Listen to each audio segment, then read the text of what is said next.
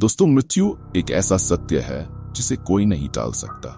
गीता में भगवान श्री कृष्ण ने अर्जुन को जीवन और मृत्यु के प्रति जो दृष्टिकोण दिया है, वह हमें मृत्यु के भय से मुक्त करने का एक अनोखा मार्ग दिखाता है।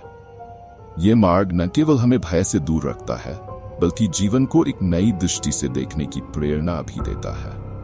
गीता के उपदेशों में भगवान ने समझाया है कि आत्मा अजर अमर है, वह न जन्म लेती है और न ही मरती है। शरीर का अंत होता है, आत्मा का नहीं।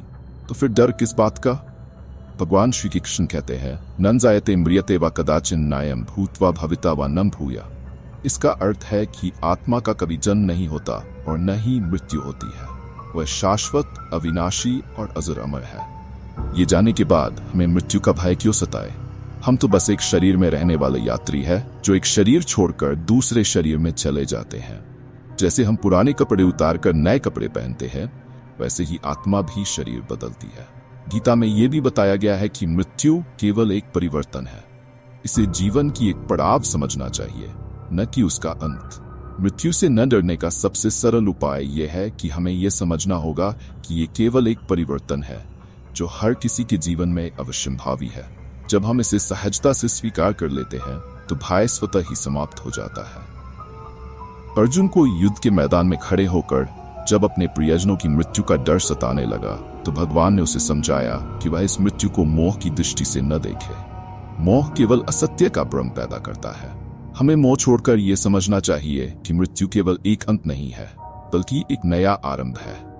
ये जानकर जीवन में जो भी सामने आए, उसे सहजता से स्वीकार करना ही सच्ची बहादुरी है।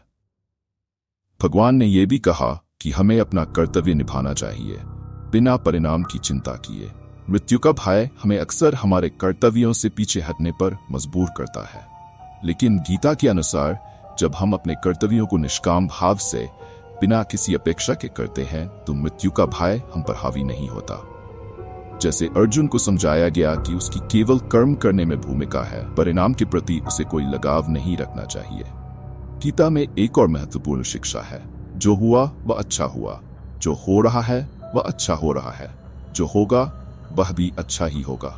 जब हम इस विचार को अपने जीवन का हिस्सा बना लेते हैं, तो हम मृत्यु से भी डरना बंद कर देते हैं।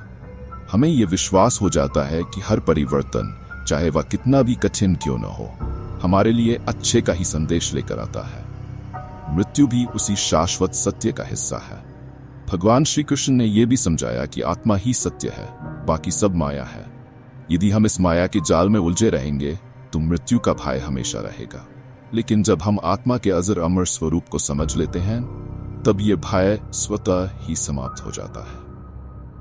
गीता हमें यह सिखाती है कि इस आत्मज्ञान को प्राप्त कर लेना ही मृत्यु से मुक्त होने का सर्वोत्तम उपाय है। अतः गीता का यह उपदेश हमें यह समझने में मदद करता है कि मृत्यु के भय से बाहर निकलना आत्मा के शाश्वत सत्य को समझने पर निर्भर करता है। यह मार्ग सरल है, परंतु इसके लिए ध्यान, ज्ञान और श्रद्धा की आवश्यकता है। मृत्यु को एक नए आरंभ के रूप में देखना और हर परिवर्तन को सहजता से स्वीकार करना, यही जीवन को सच्चे अर्थों में जीने का मार्ग है।